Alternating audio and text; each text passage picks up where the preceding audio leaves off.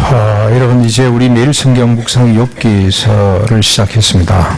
이제 3장 오늘 아침 4장까지 봤는데 욥기서 그러면은 1장 2장하고 바로 건너뛰어서 42장 이 서사를 우리가 기억을 합니다.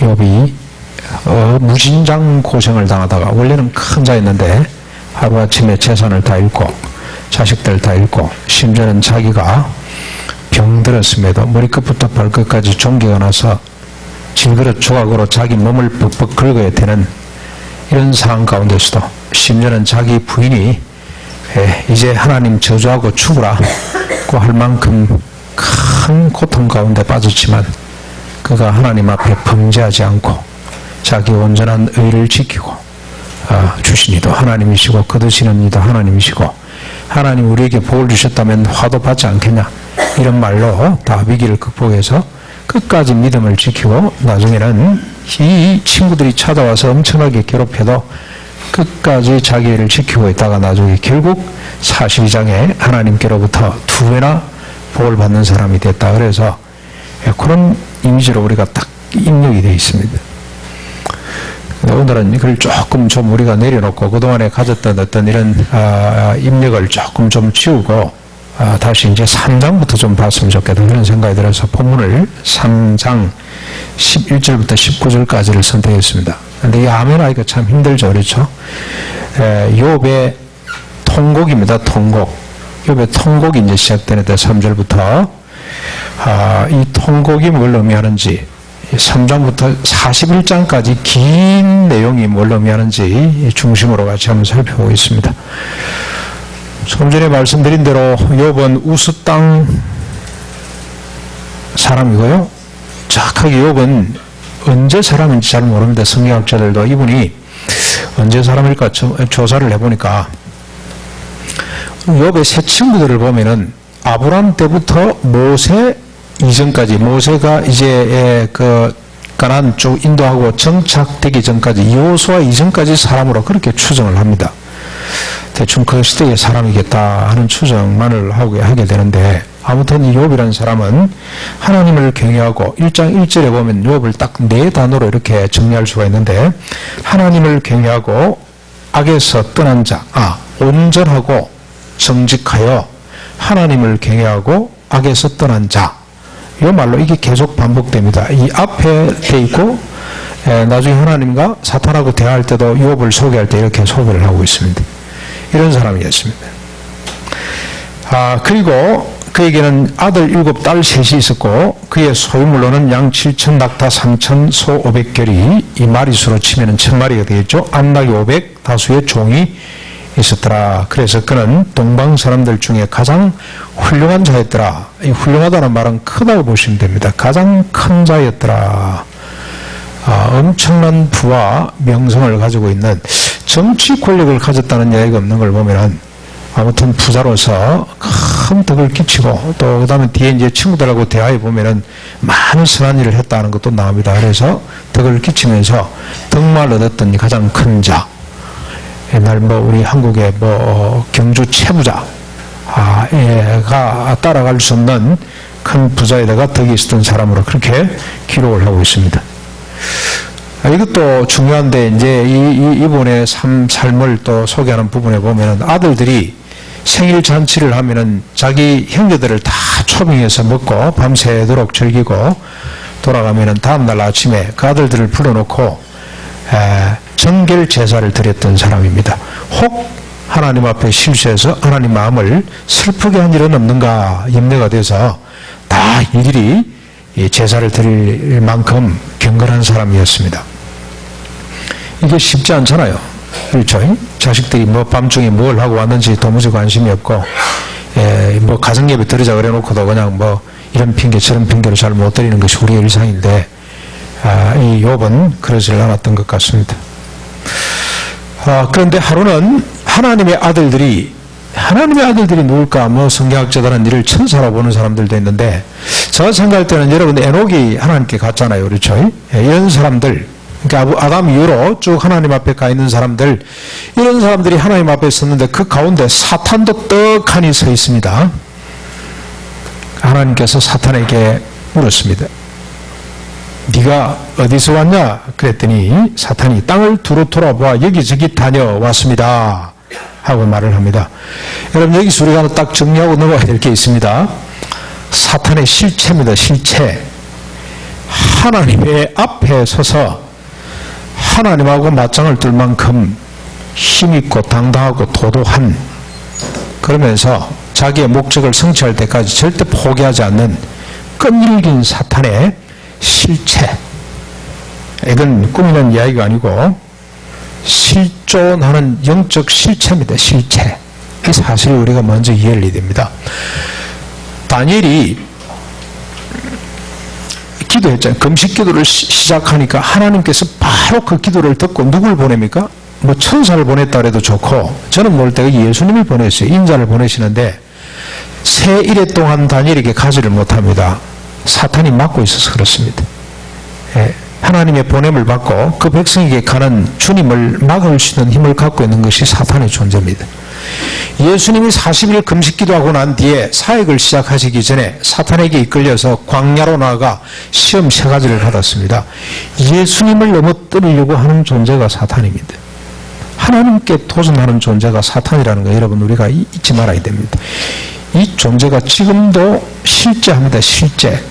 지금 우리 예배 드리는데 이 시간도 돌아다니면서 두루 다니면서 삼킬자를 두루 찾고 하나님과 우리 사이를 갈라놓고 성도와 성도 사이를 갈라놓고 부부 사이를 갈라놓고 인간을 사망의 구렁텅이로 몰아가는 일을 잠시도 중단하지 않는 것이 사탄이다. 이 사실을 먼저 우리가 정리를 좀 할 필요가 있습니다. 자, 이렇게 하나님 앞에 서서 내가 두루 돌아보고 왔다고 하는 이 사탄에게 주님께서 뭐라고 말씀합니까? 네가 내 종 욥을 주의하여 보았느냐. 1장 8절입니다. 네가 내 종 욥을 주의하여 보았느냐. 그와 같이 온전하고 정직하여 하나님을 경외하며 악에서 떠난 자가 세상에 없느니라. 하나님도 욥의 재산, 자식 자랑하지 않습니다. 뭘 자랑합니까? 온전하고 정직하여 하나님을 경외함으로 악에서 떠난 자를 보았느냐. 하나님이 욥에 대한 자긍심이 대단하시구나. 욥을 지금 축혀 세우고 있구나. 다른 말로 하지 않고 사탄이 지금 뭐 때문에 와 있는지를 압니다. 지금. 그렇죠? 하나님은 전지전능하시기 때문에 딱 그걸 간파하시고 네가 내 종 욥을 보았느냐. 왜 이렇게 하나님이 욥을 이야기하셨을까? 사탄이 뭐 했습니까? 하나님의 형상으로 지음을 받은 아담을 꼬셔서 넘어지게 한 자입니다. 대단한 실력을 가지고 있죠, 사탄이. 하나님이 너무너무 속이 상했을 것 같아요. 바로 그래서 약속을 합니다. 내 머리를 상하게 하겠다고 하셨습니다만 하나님은 그때가 아직 이르지 않았기 때문에 사탄이 마치 성공한 것처럼 보입니다. 그렇죠? 일종의 하나님의 한이 서렸다고 보시는데요. 네가 내 종 욥을 보았느냐. 온전하여 정직해서, 온전하고 정직해서 하나님을 경외함으로 악에서 떠난 내 종 욥을 네가 보았냐? 아직까지도 내 사람이 살아있다는 걸 네가 똑똑히 보았겠지.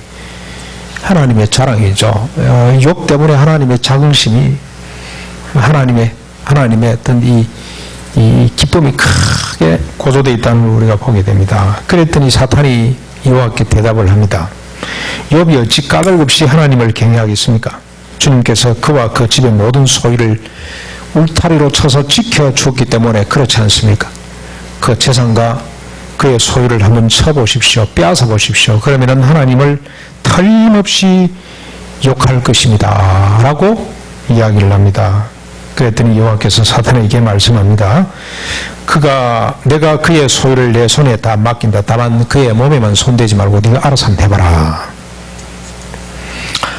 그랬더니 사탄이 나가서 바로 치기 시작하는데 한날 한시에, 여러분 그 내용은 쭉 13절부터 19절까지 있습니다. 다 아시기 때문에 한날 한시에 그의 재산, 그의 자식들 다 빼앗아 갔습니다. 바람을 동원하고 불을 동원하고 그 다음에 구스 사람, 서바 사람을 동원하고 그 다음에 갈대아 사람들을 동원해서 다 빼앗아갔습니다. 그랬더니 욥이 일어나서 뭘 합니까? 여러분 20절부터 22절 1장 20절 22절 한번 보십시오. 욥이 일어나 겉옷을 찢고 머리털을 밀고 땅에 엎드려 예배하며 이르되, 같이 읽어보실까요? 내가 모태에서 알몸으로 나와서 온적 또한 알몸이 거리로 돌아갈지라. 주신 이도 여호와시요 거두시는 이도 여호와시오니 여호와의 이름이 찬송을 받으실지어다 하고, 이 모든 일에 욥이 범죄하지 아니하고 하나님을 향하여 원망하지 아니했더라. 자신의 재산과 자식들 다 잃고 또 하나는 원망하지 않았습니다. 옷을 찢고 죄를 뒤집어 쓰는 극한 고통 가운데서도 하나님에 대한 신뢰 저버리지 않았고 하나님에 대해서 원망하지 않았습니다. 대단합니다. 그렇죠? 근데 여러분 여기서 잠깐 한번 생각해 주십시오. 이 욥이 이런 고통 가운데서도 하나님을 원망하지 않았던 것은 그가 갖고 있는 생각 때문에 그렇습니다. 예. 알몸으로 나왔고 모태에서 알몸으로 나왔고 알몸으로 그리로 돌아가리라. 이거는 세상 사람들도 할 수 있는 이야기입니다. 그렇죠? 하나님을 모르는 세상 사람들도 공술에 빈손으로 왔다가 빈손으로 가는 것이 인생이다, 이런 이야기는 할 수가 있어요. 그런데 그 뒤에가 재밌습니다. 그렇죠?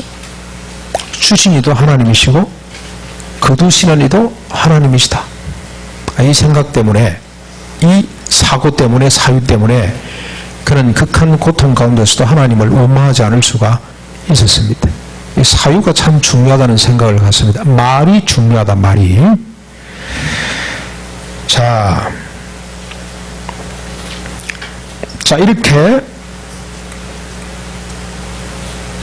이렇게 위기를 지나갔는데 또 하루는 하나님의 아들들이 하나님 앞에 섰어요. 그 자리에 사탄이 또 와 있습니다. 그랬더니 하나님께서 또 아시고 사탄에게 묻습니다. 또 네가 어디서 왔느냐? 그랬더니 땅을 두루 여기저기 돌아다니다가 왔다. 사탄이 얼마나 뻔뻔하고 도도하고 얼마나 끈질긴지, 마치 지구의 중력이 단 1초도 쉬지 않고 일하는 것처럼 사탄은 지가 생각한 바 지 목적을 이룰 때까지 끊임없이 하나님께 도전하는 존재라는 사실을 우리가 또 놓치지 말아야 됩니다. 또 왔어요. 또 이쯤 하면은 가지. 또 왔어요. 그랬더니 여호와께서 네가 내 종 욥을 주의하여 보았느냐? 그와 같이 온전하고 정직하여 하나님을 경외하며 악에서 떠난 자가 세상에 없느니라. 똑같은 말씀을 또 하십니다. 예, 하나님은 그의 재산이나 그의 자식들 이걸 자랑하지 않습니다. 온전하여 정직하고 하나님을 경외함으로 악에서 떠난 자를 네가 세상에서 보았느냐?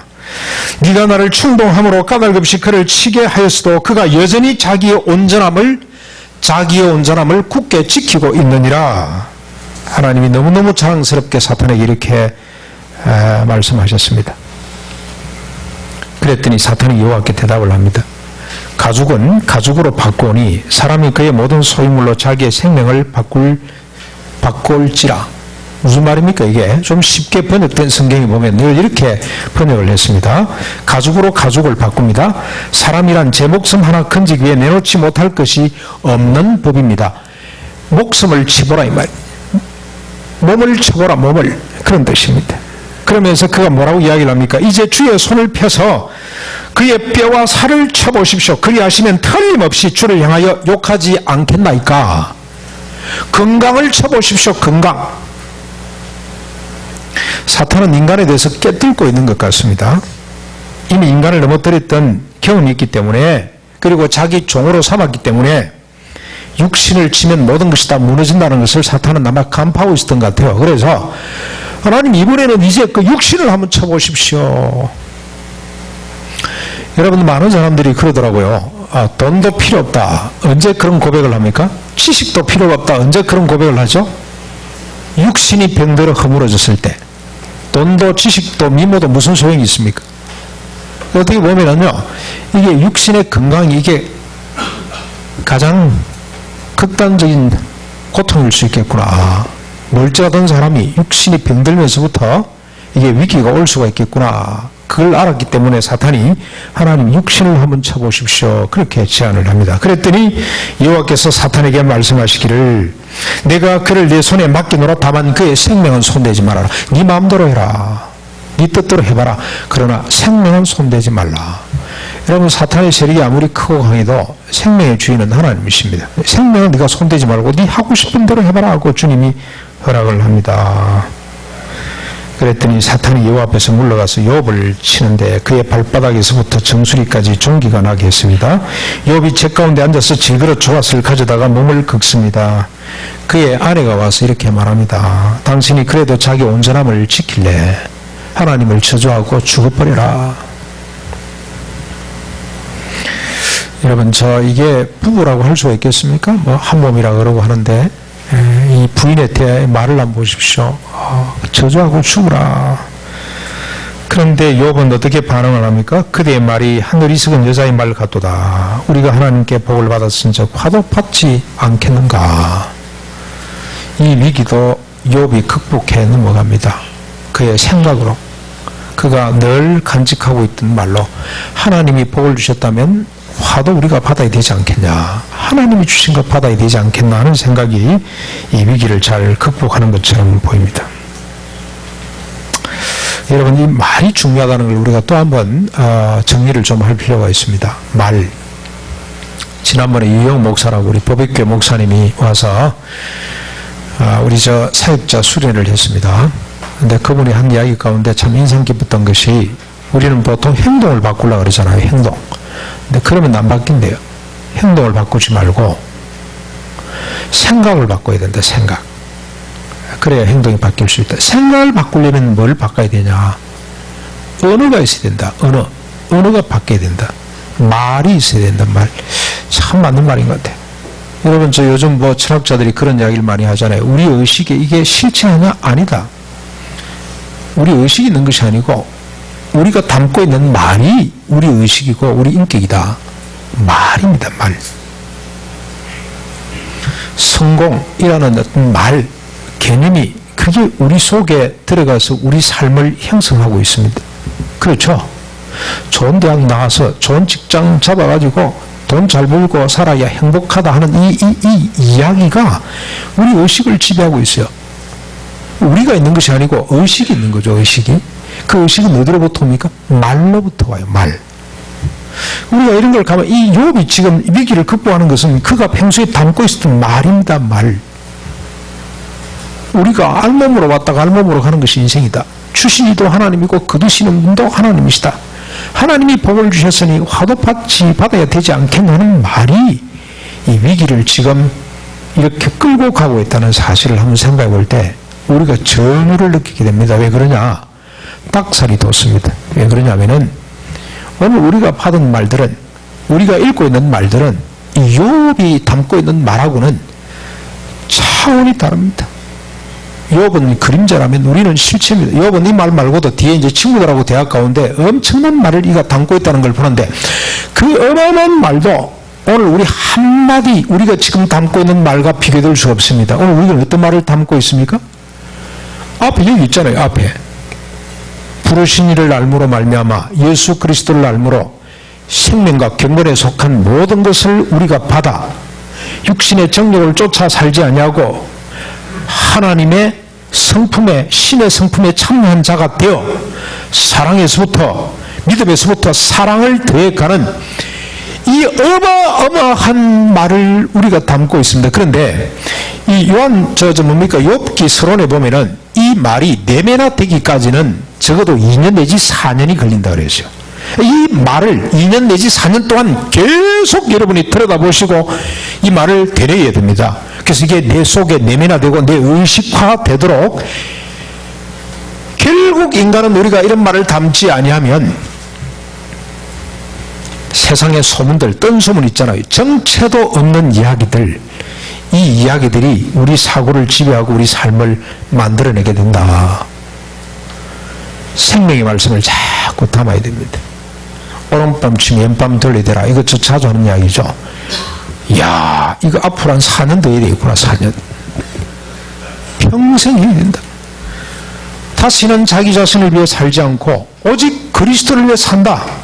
그리스도를 위해 사는 것은 타자를 위한 삶이다. 자기 중심이 아니고 타자 중심이라는 말을 계속 들어서 이게 우리 내면화 될 때까지, 우리 의식이 될 때까지, 그래서 우리 행동으로 나올 때까지 이 말은 계속 담아놔야 됩니다. 우리가 해야 될 일입니다. 이 말을 안 담으면 결국 세상에 떠도는 허구적인 말, 뜬소문처럼 떠돌아다니는 쓸데없는 말, 이런 말들이 우리 삶을 온전히, 우리 사고를 지배하고 우리 삶을 만들어낼 수밖에 없습니다. 근데 이 말을 담으려면 고통스럽습니다. 그렇죠? 욥의 고통이 지금 걸름이합니다. 자, 이렇게 담아서 잘 견뎠습니다. 근데 욥은 여기까지입니다. 욥은 여기를 넘어가지를 못합니다. 욥이 담고 있는 말의 한계라고 보면 됩니다. 욥이 이런 말을 알았더라면, 욥은 빨리 극복을 했을 겁니다. 그런데 이런 말을 욥은 상상을 못했습니다. 막연히 그림자처럼 봤습니다. 욥은 여기까지입니다. 친구들이 찾아왔습니다.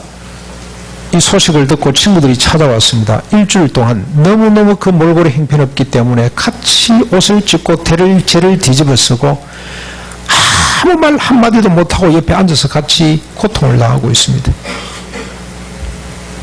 드디어 욥이 이제 말문을 열었습니다. 일주일 동안 아마 이 감정이입이 돼가지고 이제 마음이 좀 열려서 그런지 하여튼 말을 열었는데, 첫 마디가 뭐냐?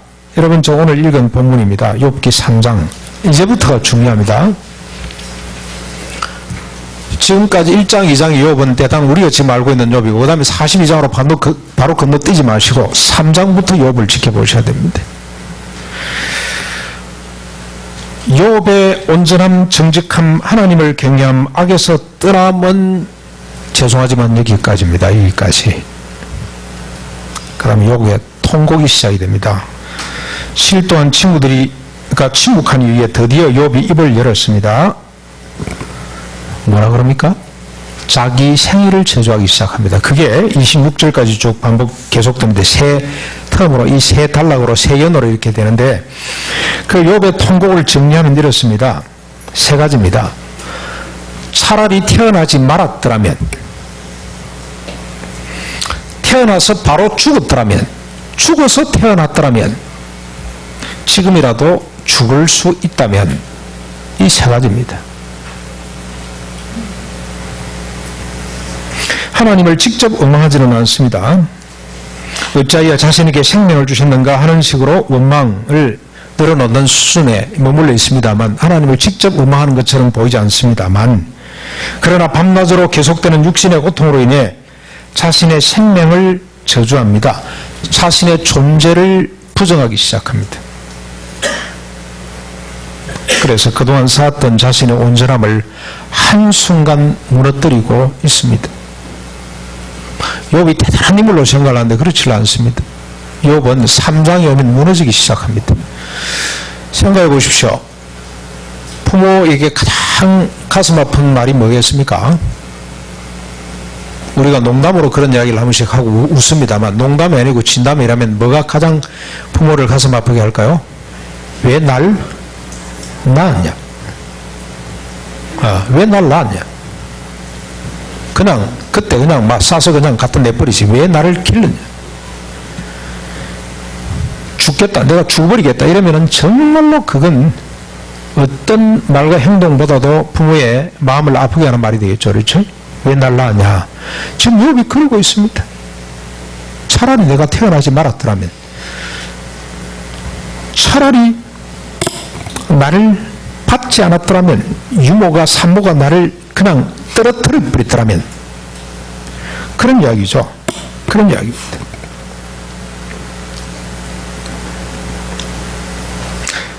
그런데 여러분, 중요한 것은 하나님의 역사는 바로 이 시점으로부터 여기에서부터 시작되고 있다는 사실을 깨달아야 됩니다.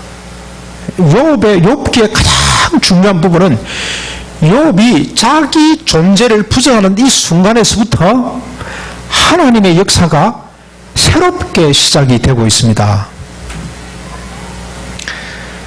욥으로 하여금 이 자기를 부인할 수밖에 없는 이 극한 고통 가운데서 자신을 보게 만들고 세상을 보게 만들고 그리고 하나님을 새롭게 보도록 눈을 열어가기 시작합니다. 긴 시간이 길렸습니다.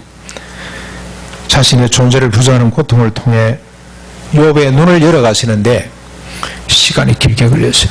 한순간에 딱 눈이 열린 것이 아니고 그래서 3장부터 41장까지 긴 장이 필요했습니다. 시간이 지나야만 열리기 때문에 하나님이 큰 시간을 지금 들여서 욥의 눈을 열어가고 있습니다. 그런데 오늘 우선 욥으로 하여금 세상을 보게 먼저 합니다. 자기를 아직까지 보지를 못합니다. 욥은 나중에 뒤에 넘어가 보면은 우리가 발견하면 이번 주에 나올 겁니다. 자기 의가 너무너무 강해서 내가 하나님 앞에 뭘 잘못했냐, 자기 온전함을 스스로 지키려고 하는 마음이 너무 강했기 때문에 자기 스스로를 절대 발견을 못해요. 한참 뒤에 발견합니다. 근데 이 고통을 통해 드디어 욥이 세상을 보는 눈은 열려가기 시작합니다. 인간을 보는 눈이 열려가기 시작합니다. 오늘 본문이 그겁니다.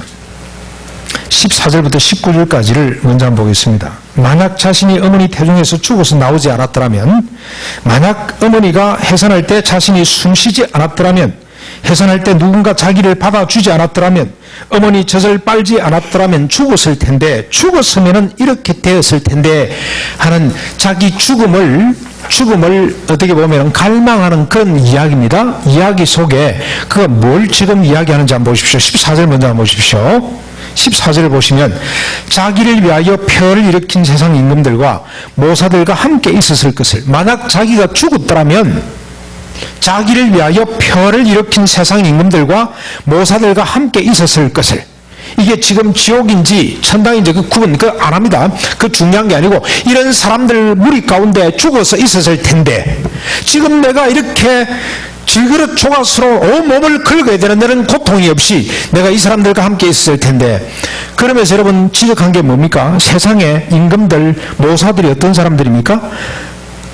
자기를 위하여 표를 일으킨 자들.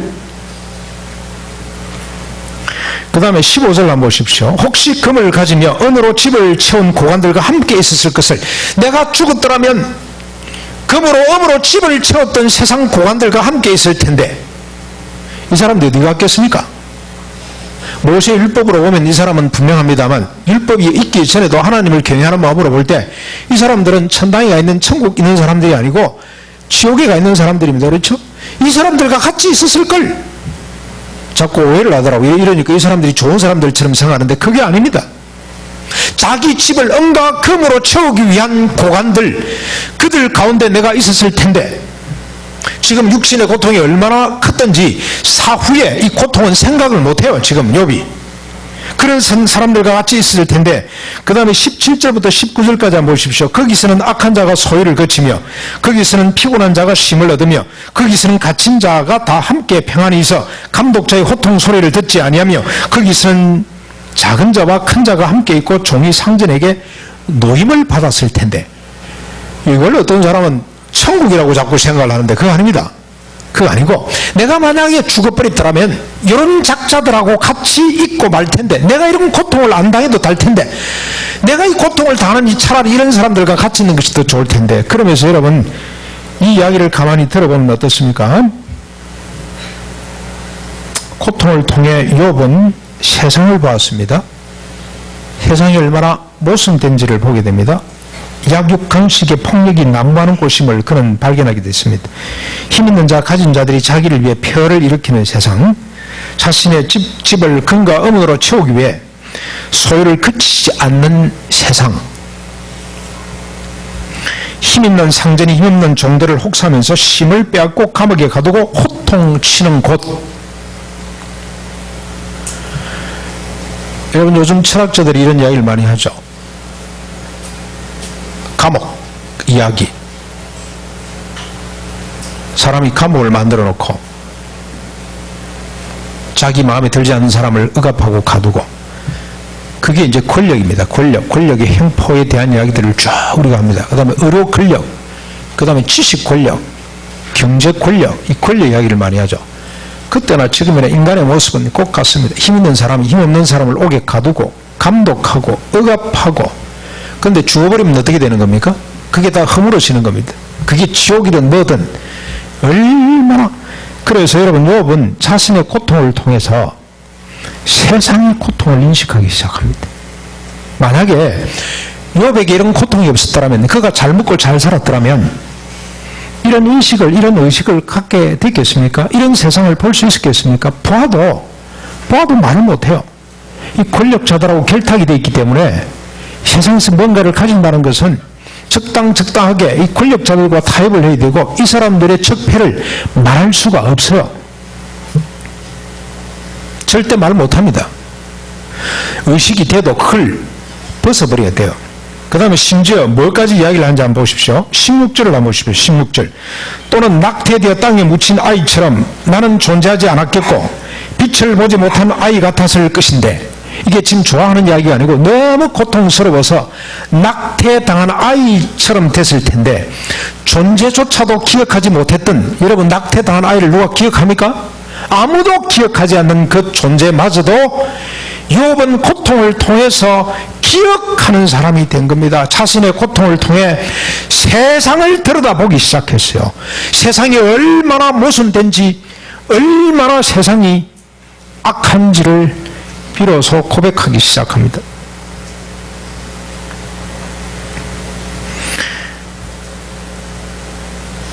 욥은 자기 부정을 통해, 자기 존재를 부정하는 이 고통을 통해 비로소 세상에 대해서 바른 인식을 갖기 시작했어요. 여러분, 세월의 고통을 통해 우리가 뭘 봅니까? 비로소 세상이 얼마나 폐악한지를 보게 됩니다. 세월의 고통이 없었더라면 물을 빼고 다니는 줄 누가 알았겠습니까? 돈 더 많이 벌겠다고 그렇게 부정부패를 저지르고 있다는 사실을 누가 알았겠어요? 해수부가, 해경이, 한국 성급이라 그럽니까? 그런 조직이 얼마나 타락했는지 어떻게 알았겠습니까? 근데 여러분, 우리보다도 이 세월호 유족들은 더 절절히 느낄 겁니다. 그렇죠? 그래서 고난이 유익입니다. 고난이 있어야 돼. 하나님이 왜 이 고난을 욥에게 허락하시는가? 하나님이 한마디 하면 될 거 아닙니까? 외롭게 살았기 때문에 손대지 마 하면은 꼼짝 못할 거 아니에요. 그러면 평생도록 잘 먹고 잘 살 거 아닙니까? 거기다 하나님 보란듯이 2배나 더 주면 더 좋잖아요. 고난 없이 더 주면 더 좋지 않겠습니까? 그런데 하나님께서 욥을 고난으로 모신 이유가 뭡니까? 이 고난을 통해 세상의 적폐를 보라고, 인간의 실존이 어떠한지를 보라고, 역사가 지금 뭘 저지르고 있는지를 보라고, 타사를 보라고, 특별히 고통받는 타사를 좀 보라고 주님께서 고난을 주셨다고 보시면 돼요. 욥은 이 고난을 통해 고통받는 타사를 보기 시작했습니다. 축복입니다. 그가 2배나 재산을 많이 가진 것보다 훨씬 더 큰 복을 지금 받아가기 시작합니다. 드디어 보기 시작했습니다. 이야, 세상이 이렇게 돌아가는구나.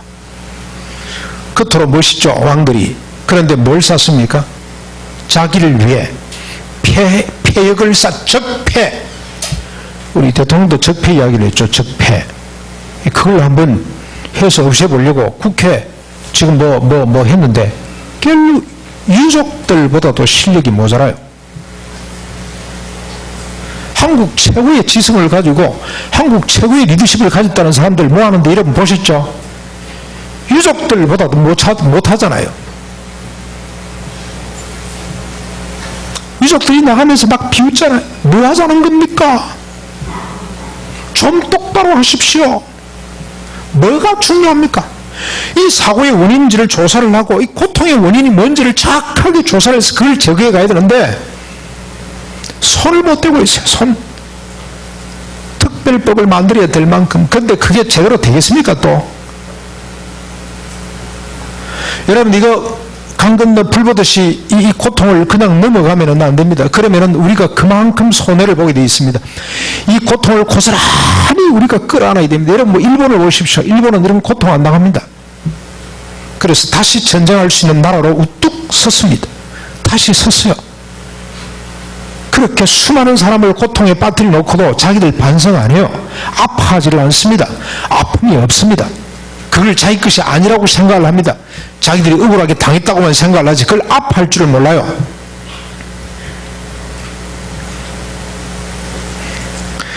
욥은 아파야 했습니다.